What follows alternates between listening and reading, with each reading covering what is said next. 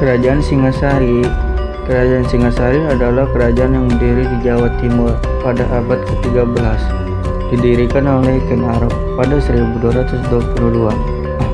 Kerajaan ini mencapai puncak kejayaannya di bawah Raja Kertanegara yang terkenal karena upaya ekspansi dan pengaruhnya di Asia Tenggara.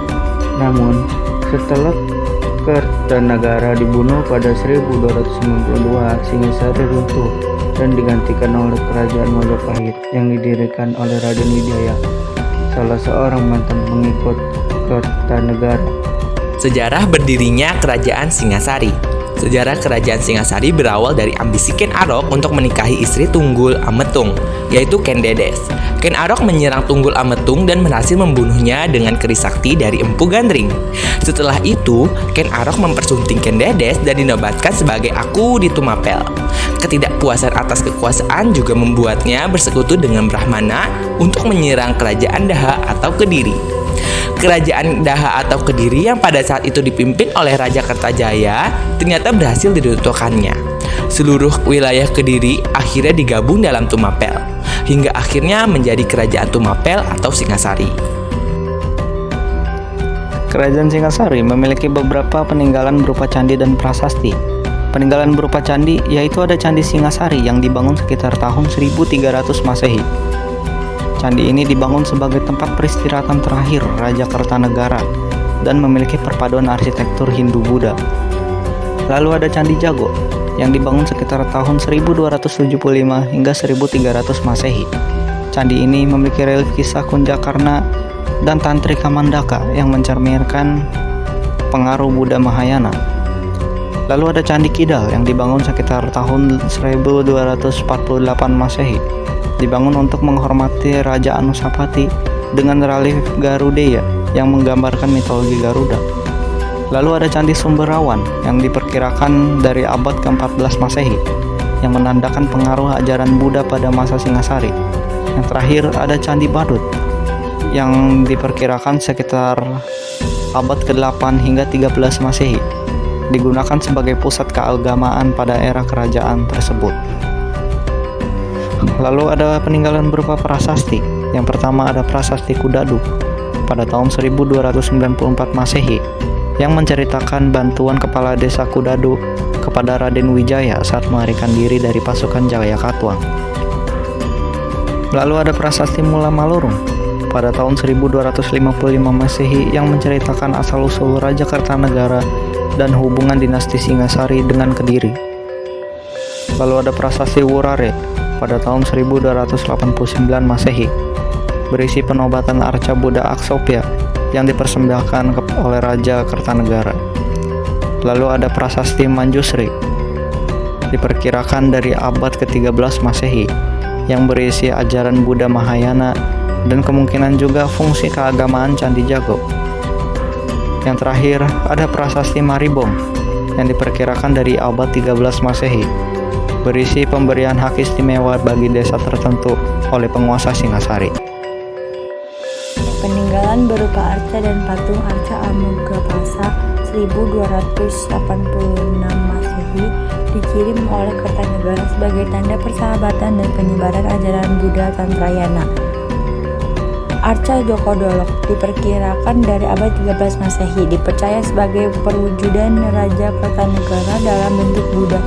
Arca Dwarapala diperkirakan dari abad 13 Masehi. Arca penjaga besar yang diduga menandai gerbang masuk ke ibu kota kerajaan Singasari. Peninggalan berupa struktur dan relief. Gapura Bentar Singasari diperkirakan dari abad 13 Masehi. Sisa dari kompleks kerajaan yang diperkirakan sebagai pintu gerbang utama.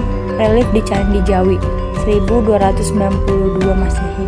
Candi ini memiliki relief yang menggambarkan ajaran Hindu-Buddha yang dipercaya sebagai tempat penyucian abu Raja Kertanegara. Raja-raja yang pernah memerintah di Kerajaan Singasari. pertama yaitu Ken Arok, raja pertama yang mendirikan kerajaan Singasari pada tahun 1222. Ia memerintah hingga tahun 1227. Selanjutnya Anusapati yang memerintah dari tahun 1227 hingga 1248. Ia adalah anak dari Tunggul Ametung yang dikandung Ken Dedes. Selanjutnya Tohjaya yang memerintah dalam waktu yang sangat singkat, tidak sampai 1 tahun. Ia meninggal akibat balas dendam yang dilakukan oleh Ranggawuni, putra Anusapati. Selanjutnya Wisnuwardana yang memerintah dari tahun 1248 hingga 1268. Ia mengangkat putranya Kertanegara sebagai raja muda. Selanjutnya yang terakhir yaitu Kertanegara, memerintah dari tahun 1254 hingga 1292. Ia adalah raja yang paling terkenal dan luar biasa dalam bidang politik dan agama.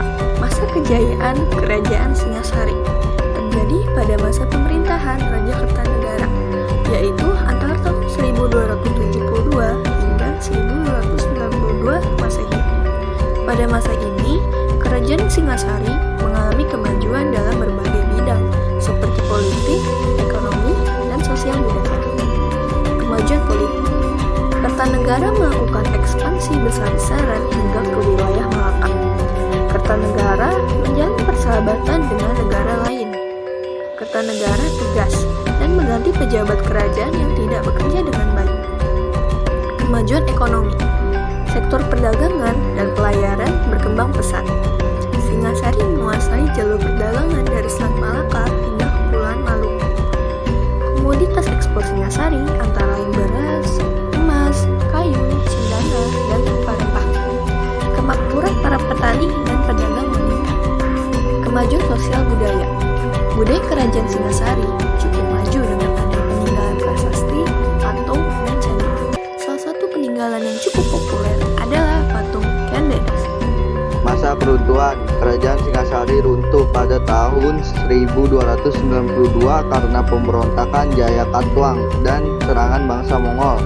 Runtuhnya kerajaan ini ditandai dengan kematian Raja Kertanegara, raja terakhir Kerajaan Singasari, penyebab keruntuhan kerajaan Singasari. Pemberontakan Jayakatwang raja bawahan Raja Kertanegara memberontak untuk mengambil kekuasaan Kerajaan Singasari. Pemberontakan ini dipicu oleh hasutan patihnya untuk membalas dendam kematian leluhurnya. Serangan bangsa Mongol. Kaisar Mongol Kublai Khan mengirimkan utusan kepada Kerajaan Singasari untuk tunduk di bawah kekuasaan bangsa Mongol. Kekuatan militer melemah, banyak pasukan kerajaan dilibatkan dalam ekspedisi ke Bali, Madura, Sumatera, dan berbagai daerah lain. Konflik dengan Kaisar Kublai Khan. Raja Kertanegara mengalami konflik dengan Kaisar Kublai Khan dari Mongol. Pengkhianatan menantu raja. Menantu Raja Kertanegara, Raja melakukan pengkhianatan. Kehidupan masyarakat.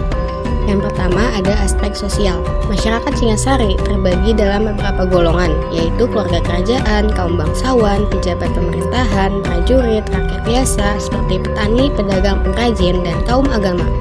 Sistem kasta masih berpengaruh, terutama dalam kehidupan keagamaan Hindu-Buddha. Masyarakat hidup dalam sistem desa yang memiliki kepala desa sebagai pemimpin lokal. Yang kedua, aspek politik dan pemerintahan. Kerajaan Singasari menerapkan sistem monarki dengan raja sebagai pemimpin tertinggi. Raja dibantu oleh pejabat tinggi seperti patih, perdana menteri, perwakilan pejabat tinggi kerajaan, dan panglima perang. Singasari mencapai kejayaan di bawah pemerintahan Raja Kertanegara yang memperluas wilayah dan memperkuat angkatan laut. 3. Aspek ekonomi. Perekonomian masyarakat Singasari bertumpu pada pertanian, terutama padi. Perdagangan berkembang dengan pesat, baik dalam negeri maupun luar negeri, misalnya dengan India dan Tiongkok. Maritim menjadi sektor penting dalam perdagangan dan ekspansi wilayah. Pajak dan upeti dari daerah bawahan menjadi sumber pendapatan kerajaan. 4. Aspek keagamaan. Masyarakat Singasari menganut agama Hindu-Buddha dengan unsur kepercayaan animisme dan dinamisme yang masih kuat. Raja Kertanegara dikenal sebagai penganut aliran Tantrayana yang menggabungkan ajaran Hindu dan Buddha. Candi-candi seperti Candi Singasari dan Candi Jago dibangun sebagai pusat keagamaan. 5. Aspek kebudayaan dan seni. Arsitektur berkembang pesat dengan pembangunan candi-candi bercorak Hindu-Buddha. Seni patung dan relief berkembang, terutama pertama untuk menggambarkan dewa-dewi Hindu-Buddha. Sastra berkembang dengan adanya kakawin atau puisi Jawa kuno dan kitab-kitab sejarah. 6. Aspek militer. Singasari memiliki pasukan militer yang kuat baik di darat maupun di laut. Raja Kertanegara mengembangkan angkatan laut yang tangguh untuk ekspansi keluar pulau. Kerajaan menghadapi ancaman dari luar seperti serangan Mongol pada 1292 atau 1292.